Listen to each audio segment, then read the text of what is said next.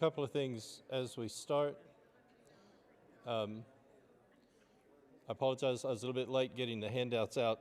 I was running them off and a family came and needed some help, so that pushed everything back, so I apologize for that. Again, anybody who's visiting, there's handouts on either one of the tables and you're welcome to get one. Tonight we've been looking at Solomon and David. And if you have the book of Psalms, we're going to look at some things from Psalms tonight. And I just want to kind of mention something kind of out here and kind of move closer. We're going to specifically look at some things regarding Psalm 23 and the shepherd imagery. But when you go through and count out of the 150 Psalms and you check the headings, 73 of them will have something about David. You know, David when he's fleeing from Saul or something like this, or just a Psalm of David or something like this. Then, when you come to the New Testament, and I always keep this on my front cover page of Psalms, in Acts chapter 4 and verse 25, Psalms number 2, which does not have a heading on it, is said by the New Testament writer, oh, this was the Psalm of David. So if you look at Acts 4:25, then it will attribute Psalms chapter 2 to David. And then in Hebrews chapter 4 in verse 7, it will mention Psalm 95 is of David. And the only reason I bring that up is that with 73 of them having his name on it, and then we have these two references from the New Testament attributing psalms that are blank to David. Half of the hymn book of Israel is then credited to David. And one of the things, Lord willing, we'll be doing this summer is looking at that verse from Acts chapter 13 where David served the purpose of God in his generation. And he's going to do that in a number of ways, especially through being a warrior and the victories that they won and major defeats of the Philistines. And then here's something just to always notice. Anytime, like during the time of David and Solomon, that Israel is strong, when you check their neighbors, specifically in this case Egypt, then you head up towards Syria and the areas which will eventually become Assyria, then their neighbors are actually in a state of decline. And then you'll notice exactly the opposite. When God then is going to punish his people because of their sins, then the neighbors will become stronger and they will be used by God to actually punish them. And the reason I wanted to do Psalm 23 tonight, there's two or three things for that. One is there's just this shepherd imagery that is just like a thread that runs through, and we're going to kind of notice that. And then we'll just look at some of the highlights of the book of Psalms. And when I read through Psalms, those first 4 verses especially will speak about the Lord is my shepherd. And then he prepares a table before me in the presence of my enemies. Then the Lord is going to be my shepherd. And then the Lord is going to be like my host and prepares a table for me in the presence of my enemies, anoints my head with oil, and my cup runs over. And so those are kind of the two main metaphors that we're going to anticipate looking at when we come to Psalm 23. Just a couple of things as we head that direction. Israel, ancient Israel, is an agriculturally based society. As the people come into the promised land, then just so many things of their day-to-day activities, their different life and lifestyle is very significant. You look at the patriarchs, and I'm talking about Abraham, Isaac, and Jacob, and even as they go down into Egypt, then these are very agriculturally, livestock-oriented society. And I just wanted to say this in passing, but it's still really important. Even the three major feasts, and if you were in our class when we walked through the Old Testament, there are two places where the three feasts that the men are required to come to are mentioned, and they're in the second and third book of the Old Testament in chapter 23.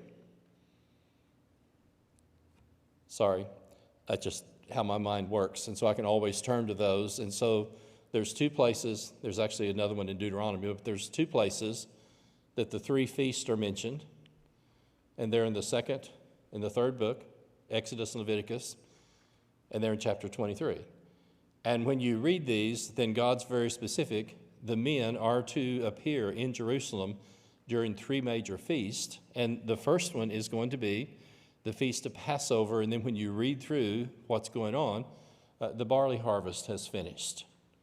Barley ripens sooner than wheat, and so they will have, those who had planted barley in their fields or whatever, you will finish your barley harvest. This is approximate, and it depends exactly where you are. But if you're in Upper Galilee, it would be like walking from Tulsa to Oklahoma City. And you just stop and think about that. How long is it going to take you, and if it's one thing, if it's a group of guys, but you look like with Jesus, and there's this whole family with mom, dad, and the kids, how long is it going to take a group of people to walk from Oklahoma City to Tulsa? And that just kind of, I always like to have something that I can kind of measure and have a sense of. And so what would happen is we finish the barley harvest, we get all of that done, and we kind of go, okay, let's get our hiking boots on, and we're going to make the trip and go for the Passover. We go to Jerusalem, we have the Passover, we go back. While we're doing this, the wheat harvest comes, and we get the wheat harvest in during that next 50 days. And then when the wheat harvest is finished, then we go back to Jerusalem, guys, for Pentecost. Living out on the prairie, what is it? Late April, early May, whatever. The combines start way down in Texas, and some of these guys are going to cut all the way to Canada. And on our side, the western side of the state, when wheat harvest comes, everything stops. We don't go fishing, we don't fix, we don't do anything, because all it takes is one hailstorm to just wipe the whole thing out. And as soon as the wheat gets ripe, the whole community, let's get this in, get this done. And finally, when we get all the wheat cut, kind of what do? Well, in Israel, now we get to go hiking back to Jerusalem again, and we make the trip from Tulsa to Oklahoma City and go for Pentecost, and we bring sheaves of barley with us the first time, sheaves of wheat the second time. And then in October, toward the early part of October, we have the Feast of Trumpets, the Day of At-One-ment, the Day of Atonement, and then we're going to have Feast of Booths or Tabernacles, which is kind of like a Jewish Thanksgiving, and the fall harvest crops have been brought in, and so now's the time to celebrate. We got all the, the fruit, grapes, whatever else is in the fall crops, in our place, pumpkins and things like that. Those are all harvested, and then we make the trip.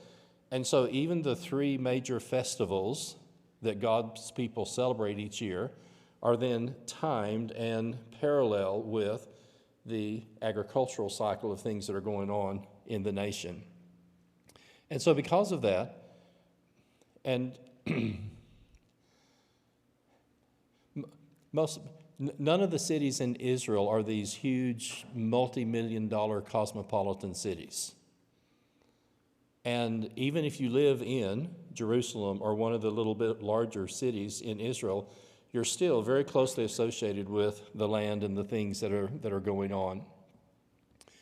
We took two of our, they're now sophomore in college, but we took our two oldest grandsons when they were small to New Zealand.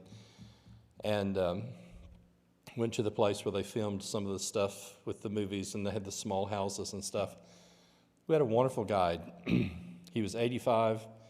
He had had a full-time mechanic career, retired from that, had been a full-time salesman and retired 30 years from that. And he was a guide.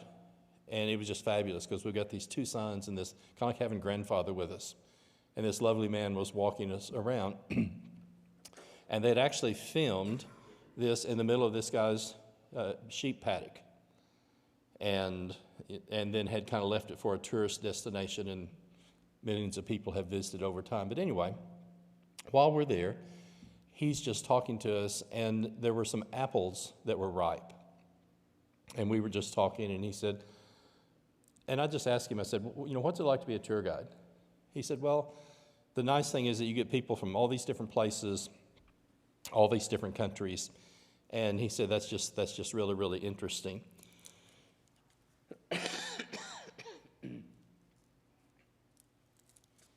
And I said, well, what stands out to you? And he said, well, we had a wonderful group from Singapore, and there were maybe 12 of them, and a lot of them were related.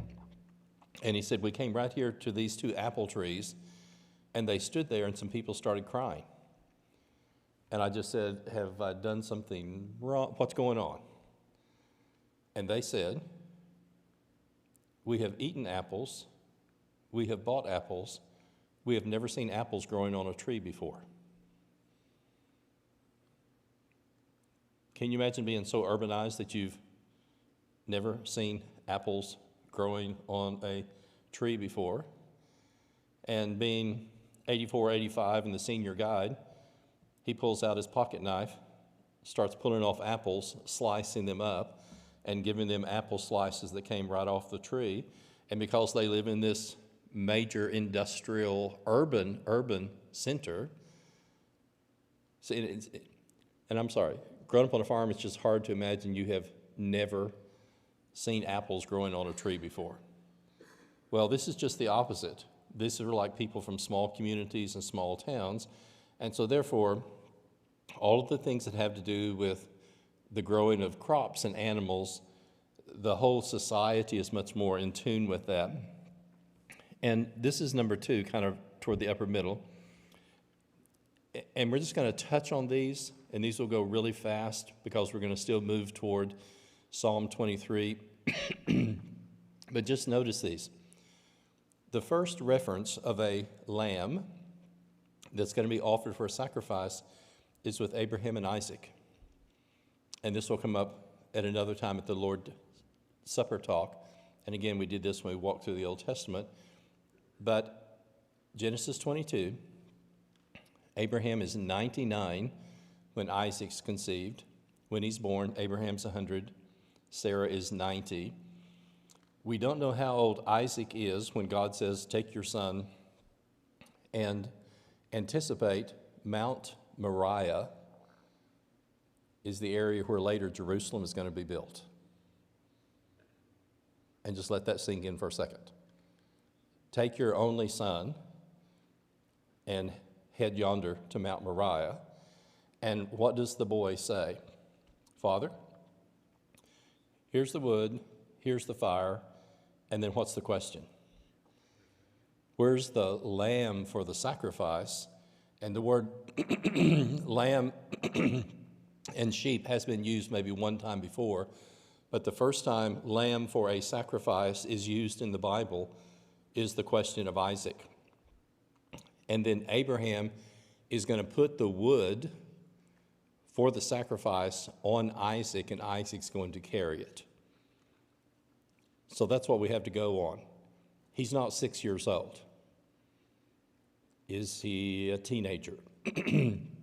However old Isaac is, he is old enough, and this is going to be kind of like a rack of wood, and they're going to be climbing up hills and mountains, and so that tells you he's not a little bitty guy.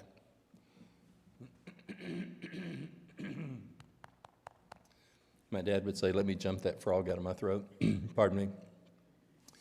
The other two things that are very significant is that this is the first time the word love is used in the Bible. Take your son, your only son, whom you love. and offer him as a sacrifice.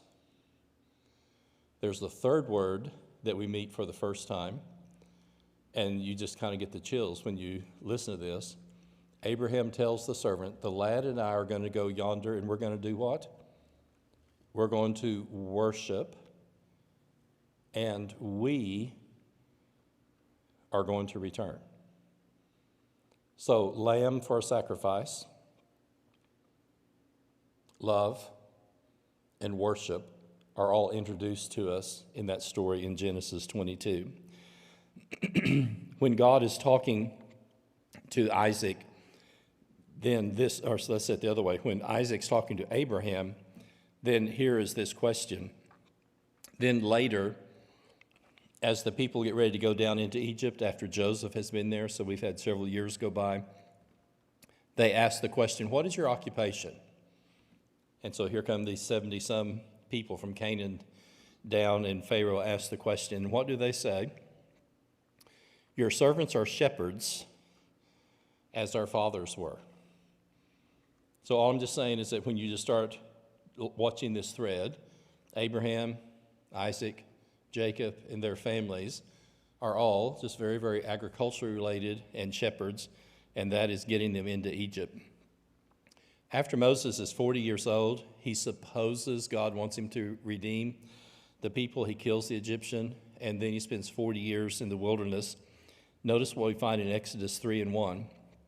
Moses was keeping the flock of his father-in-law, Jethro, the priest of Midian, and he led his flock to the west side of the wilderness and came to Horeb, the mountain of the Lord. And so to equip Moses, one, to bring the people out of Egypt with the 10 plagues, and then eventually to be their guide as they live in the wilderness, then God sent Moses ahead of time, 40 years, and he is a shepherd in the wilderness. And the skills that he earned and learned, being a shepherd for his father-in-law, are going to be skills that God's going to allow him to use in leading the people out. Moses is going to call the elders together in Exodus 12, and 12 is such a significant number. This is the teaching, in the first specific teaching about the Passover. This is what you're supposed to do, and he calls the elders together and take a lamb according to their father's house, and then they're going to kill the lamb, they're going to take the blood and put it on the sides and the tops of the doors and those other things, and that's the time of Moses, roughly 1500.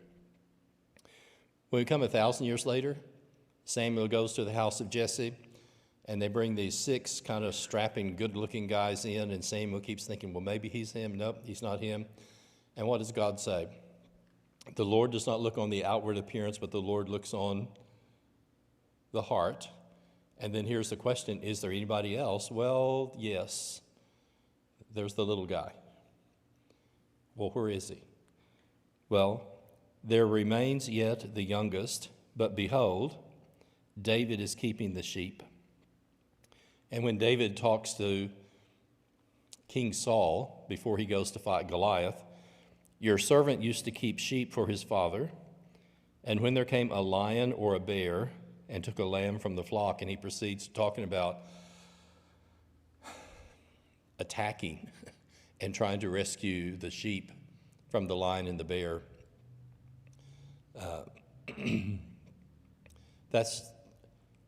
That is just kind of, that's hard for me to comprehend. I mean, it's one thing if you've got a gun or if you've got an axe or something else, but if you're the kid with a slingshot, thank you. Appreciate it, sir.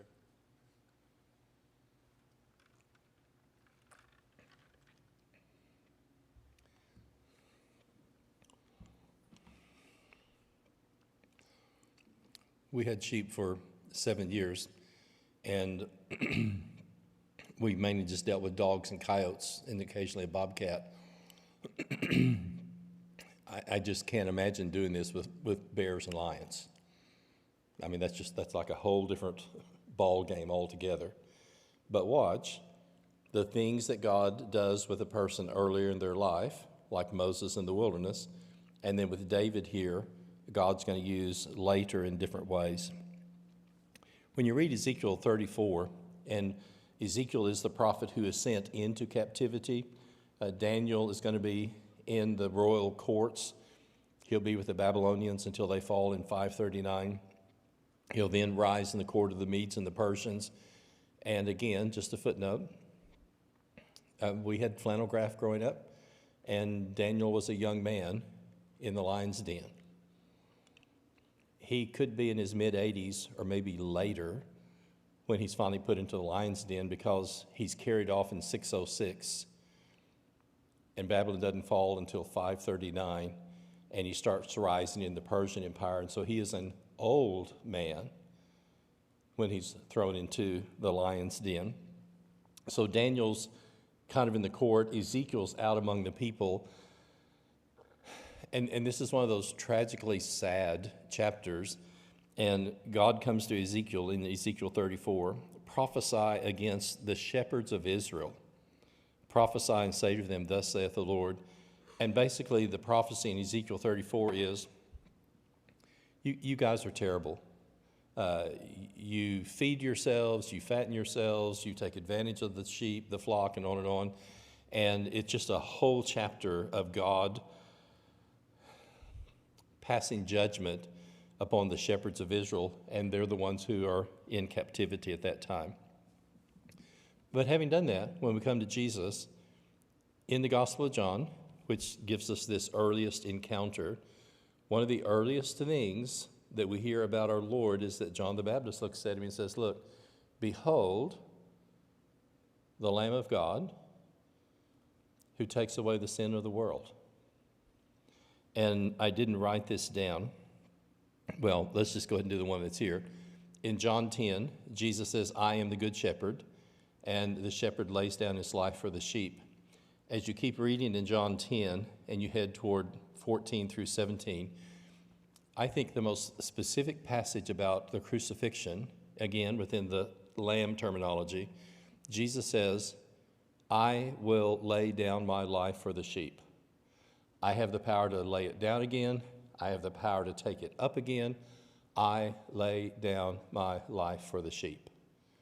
And what's significant is this group of soldiers didn't just go out and grab him and take him to Pilate against his will. He yielded to that. And when he decided it was time for all that to start, he did that. And you can differ with this, but I actually think when he decides that it's time to give up his life, and you read these passages in each of the Gospels, and it'll be something like, it won't just say he died, either like he gave up his spirit or he yielded his spirit or something like that. We're going to close with this one, but we'll walk through several other things before we get there. Revelation 7. The Lamb in the midst of the throne will be their shepherd. He will guide them. God will wipe away every tear from their eyes. And all I want you to see is that from Abraham and Isaac, there's a thread that runs all the way through. And so when we read, the Lord is my shepherd, I shall not want, and we read the passage from David, there is a sheep shepherd vocabulary and terminology thread that runs all the way through the Bible. Psalm 23, just such a beloved passage. I don't have any problems with this. Don't take this wrong. A lot of times I don't do this at a funeral just because a lot of times it is used at funerals. And there's nothing wrong with that. I'm not being critical of that. And if the family says, that was Grandma's favorite passage, we're going to read Psalm 23 and talk about it. I've just learned through the years, if I just go talk with the family and start asking questions, things that they say, there'll be a passage of Scripture that says that. Or if you get someone who's a careful Bible student, Blanche Vincent, if you get Blanche's Bible, it's got things written all over it. It's got notes in it. And I love to take a mature Bible student's Bible and go through that and pick out passages that they've underlined and looked at. Blanche was this wonderful lady. and she always listened to my sermons like this. 3 times she's going like this while the lesson's going on. And she was never rude. She was never out of place. I just knew we were not leaving until we had a chat. That was just her. And you talk about a Berean, search the scriptures. And like one of them, I can remember, Paul took the vow and shaved his head. And so she wasn't upset with me, but later she just said, why didn't he just give up that Jewish foolishness and just become a Christian? And I said, Blanche, that was their culture. They'd been Jews all of their lives. But, and she would sit right over here and just typically, kind of like those little dogs that people used to have in the car, she'd just nod all the time. But those 3 times that she starts going like this, you think, okay, I can't remember what I said. Did I miss something? But we're not going to leave until Blanche and I have a visit. And so when you talk to people like that, there are other passages that come up. But having said that, how appropriate is the 23rd Psalm for a funeral? And because it is so well known and so beloved, it's such an important passage. And this is something that I think about. This is true in some of David's other Psalms. You're going to hear words like refuge, rock, shelter. And he's the man on the run, and he's out here in the wilderness. And the experience that he had running from Saul, that vocabulary will come out. Well, the same thing's true here with Psalm 23. If he is the shepherd boy out here with the sheep, then this is a reflection, and the vocabulary in Psalm 23 is also something that comes out of his life and his life experiences and his lifestyle. But I thought these were 3 interesting terms, and this is number 3 toward the bottom. David illustrates God's presence, God's protection, and God's provision. And when you notice, my shepherd and my host. And that's why I just love keep doing classes, because I won't read Psalm 23 the same way. The shepherd thing was always so clear, but just looking at it, it's as if, yes, he introduces, and the majority of it is the shepherd, and then you start talking about the table and the enemies and the oil and the anointing.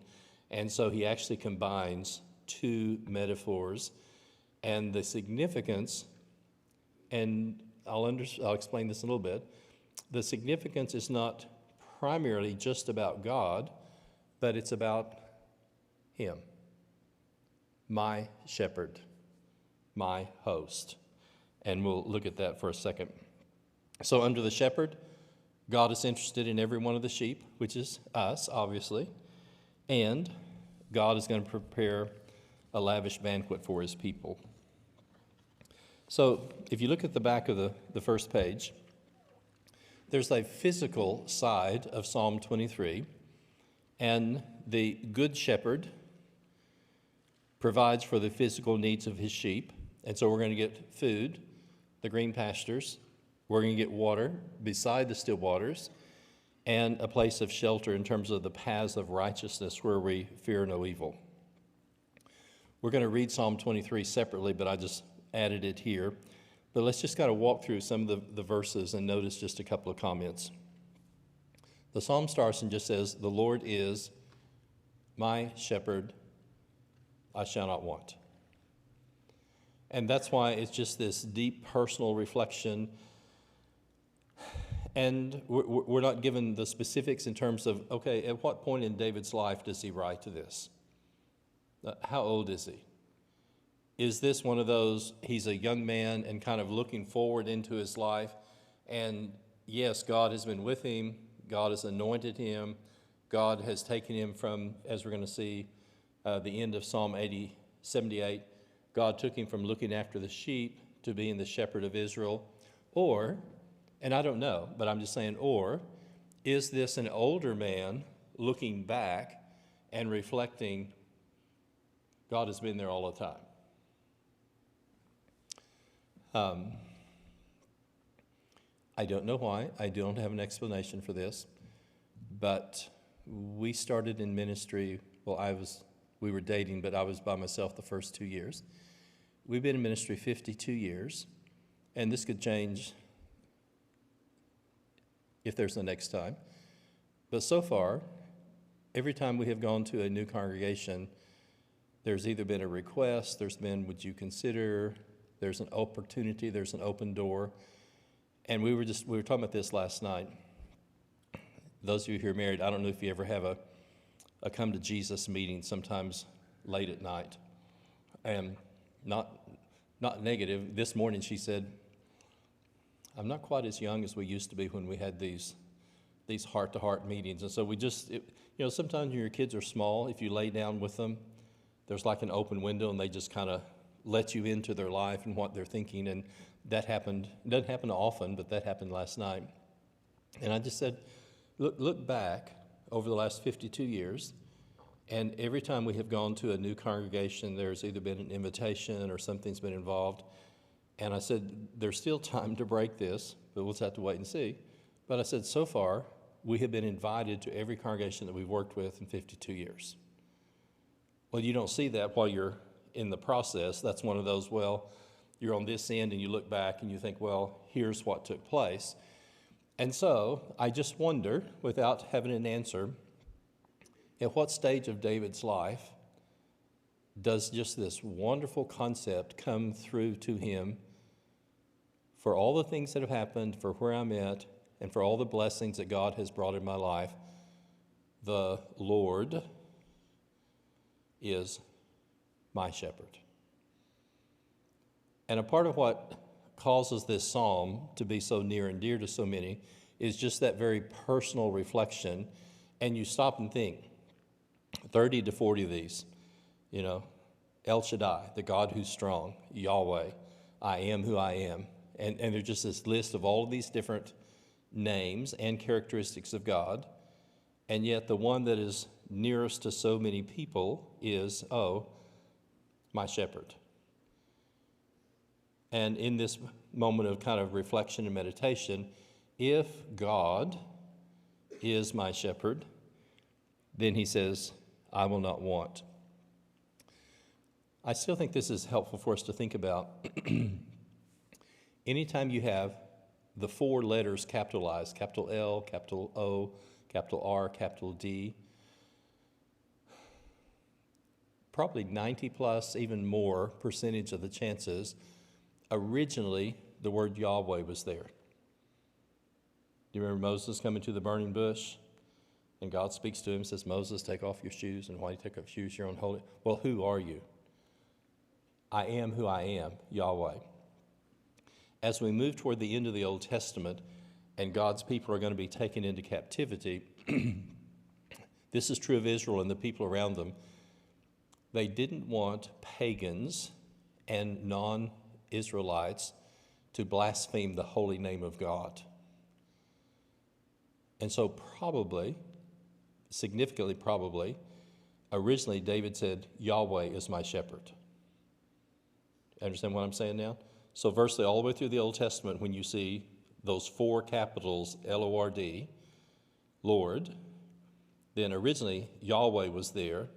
And as God's people are carrying manuscripts and copies of books into foreign lands, then as they make that next copy, then rather than having the holy name of God that was revealed at the burning bush, then they put a more generic word like Lord there. And that way, the pagan people in the foreign land, if they get a hold of the document, cannot curse the holy name of God. All of our lives, we have heard, the Lord is my shepherd. In English, David probably said, Yahweh is my shepherd. And that's just a part of the transmission of the text as it goes through the Old Testament. There's a whole group of examples, and these are right in the middle. God's relationship with Israel as a shepherd, and you'll see these in Psalm 74, 77. There's just a whole list of them. Isaiah, and you'll see the same in Micah. And again, part of a thread that runs through of God being the shepherd. But look at these specific agricultural, shepherding terms. He makes me lie down in green pastures. He leads me beside still waters. He restores my soul. He leads me in the paths of righteousness for his name's sake. So you have these very emotional and soothing, and these are just such wonderful expressions of just thoughtful care and protection and looking after things. And I just use the word providing and protecting. When we bought our first set of sheep, and we can trace our family back to the Civil War, raising cattle, and as far as we know, none of us had sheep. And we bought some from an older man, and Dad said in the very beginning, these are my son's sheep. He's going to look after them.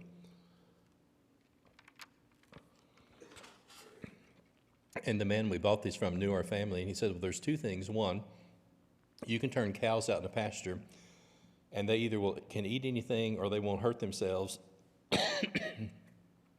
But there's certain weeds and things that if they're in your pasture and your sheep eat them, they'll bloat.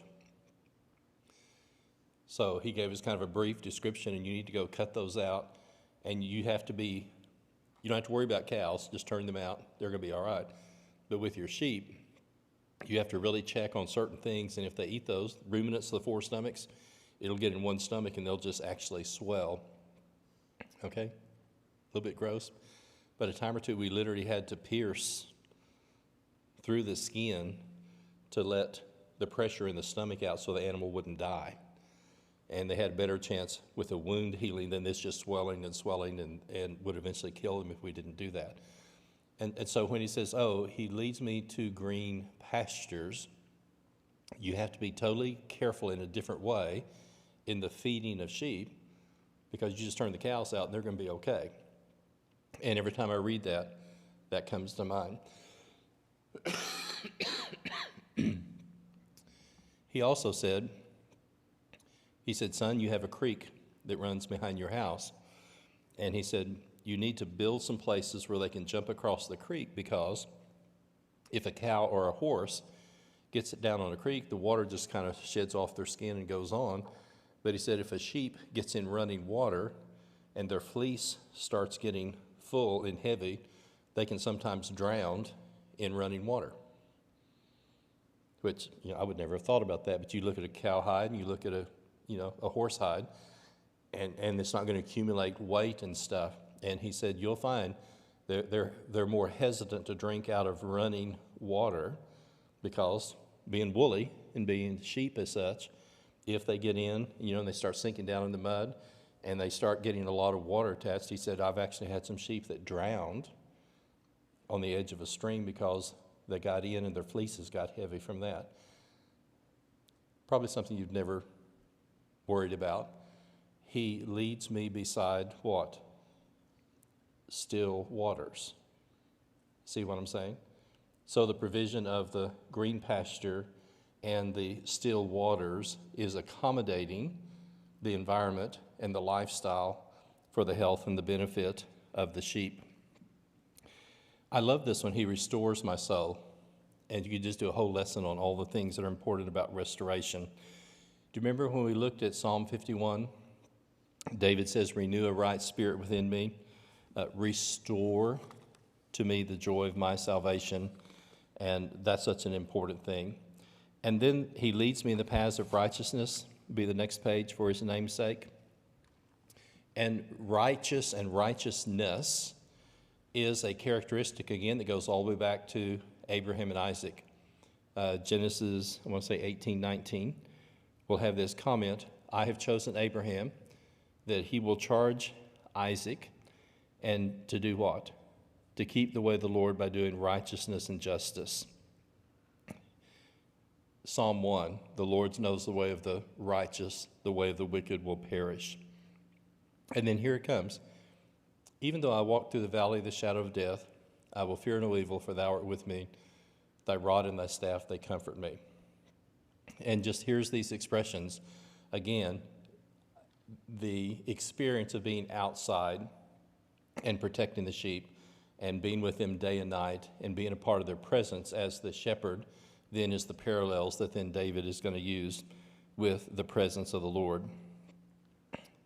Oftentimes the rod was used to protect the sheep from the animals. The staff, and sometimes even the shepherd's crook, was used to look after them. We're not going to spend as much time on this, but look at the one with the Lord as my host.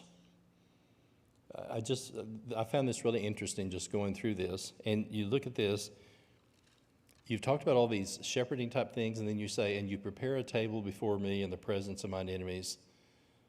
When guests came, you anointed them with oil, and then my cup runneth over.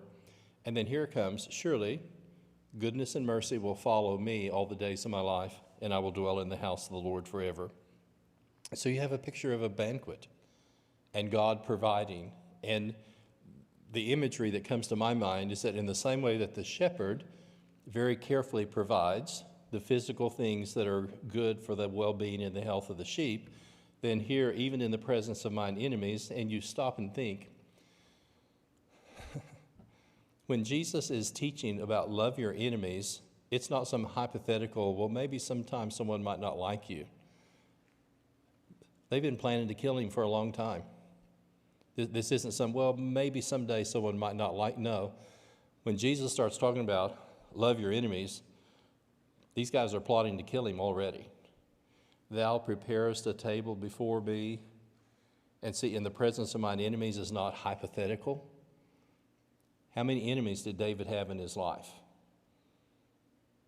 And you just think how personal and how significant that reflection would be as he thought about God. Their cup overflows, and we can just simply say there's plenty to eat, plenty to drink, and there's just this parallel. And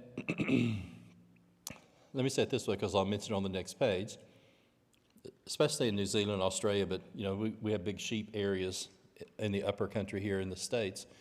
We typically drive our sheep with dogs, sometimes with scooters and other stuff.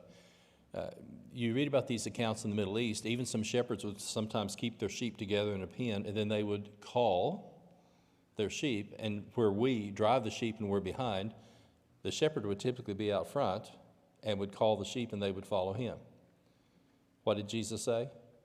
I know my sheep, and my sheep know me.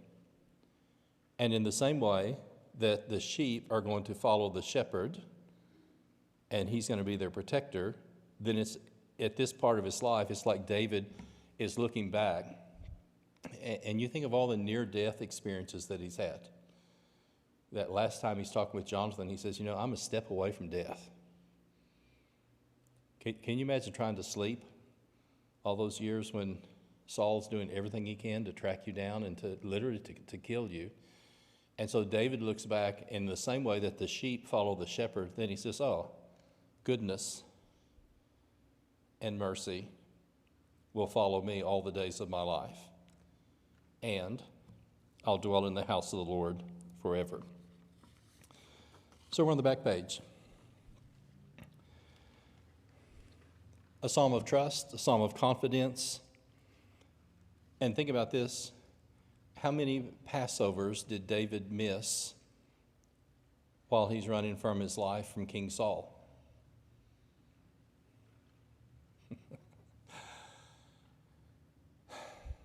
We lived in Australia 12 years. My brother lived 17. Whether you like Oreos or not, if you don't get to eat any Oreos at all, if you get a care package with Oreos in it, it just has a nice taste of home about it. And there's just some things like that that if you haven't been able to have for a while. And how much, guys, would you miss if you're with David or David? You can't go to Passover. You can't go to Pentecost. You can't go to Feast of Booths. He'll kill you.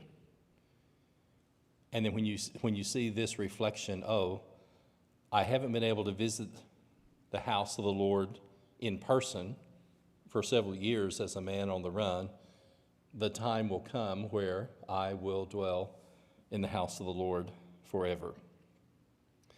A comment was made, it's not the place, but it's the relationship. And there it is, David reflecting on that. We're going to hear, this is number 5, echoes of God's care. And notice Jesus is the good shepherd, the great shepherd, and the chief shepherd. and I know my own. I'm in an Old Testament class with Brother McCord, Cogswell Alexander Hall. And if you knew Brother McCord, he just had huge parts of Scripture memorized. And this morning, it was a cold morning, he said, I'd like to read Psalm 23 to you the wrong way. Okay, I'm a freshman. I think, how do you read Psalm 23 the wrong way? And Brother McCord starting, he always took a deep breath. He'd go, and he emphasized Lord. The Lord is my shepherd, I shall not want. He makes, so he went through and did Psalm 23, and he emphasized God. And he said, in my humble opinion, that's the wrong way to read Psalm 23. Can we try this again? And guess what he did the second time? The Lord is my shepherd, I shall not want. He makes me to lie down in green pastures. He leads me beside still waters. He restores my soul. He leads me in the paths of righteousness for his name's sake. Even though I walk through the valley of the shadow of death, I will fear no evil, for thou art with me.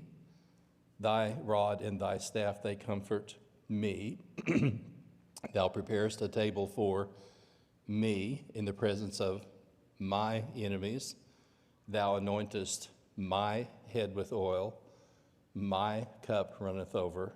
Surely goodness and mercy shall follow me all the days of my life, and I will dwell in the house of the Lord forever. We'll never forget that. And he said the significance of the 23rd Psalm is, yes, the Lord is, and he said, notice, my shepherd. Final thought, and we're done. I love to read a book where a guy's been, and this is in the case of Revelation, so I don't know if it's Bruce Metzger or someone else, but I love to read a guy who's taught Revelation for 40 years, and this publishing company says 80 pages. That's all you get. And so if you've been teaching Revelation for 40 years, and the editors say 80 pages, you know what I'm saying? You kind of get the cream of the crop over 40 or 50 years. And I'm not sure, it might have been Bruce Metzger, but I'm reading through one of those little books, and this guy says, have you ever noticed the Psalm 23 in Revelation 7? And just like getting stuck with a cattle prod, I'm thinking, Psalm 23 in Revelation 7, okay. My mind starts thinking, okay, 7's going to be easy to remember because it's that important number. And I'm saying, no, I've never noticed Psalm 23 in Revelation 7. And let me read that to you, and this will be our closing. And listen to the echoes about Jesus. And having read Psalm 23, this is the latter part of verse 14. They have washed their robes and made them white in the Lamb. Therefore, they are before the throne of God, and this is said twice, they serve him day and night in his temple. And we're not told what we do in terms of service, but I'm sorry.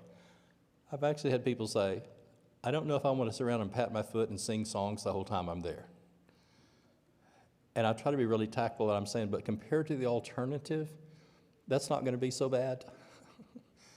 And you'll find twice they will serve him. The God who spoke the universe into existence is going to have creative things for us to do. They will serve him night and day in his temple. He who sits on the throne, and look at relationship, will spread his tent over them. Never will they hunger, never will they thirst. The sun will not beat upon them, nor any scorching heat. For the Lamb at the center of the throne not was, will be their shepherd. And I read that and I thought, how could I have missed that all these years? The anticipation of the New Jerusalem, Stafford North's comment, the greatest act of creation has yet to take place. Behold, I make all things new. And Stafford says, I don't think we have any way to comprehend what that's going to be. And what's the vision? The Lord will be our shepherd. He will lead them to springs of living water, and God will wipe away every tear from their eyes.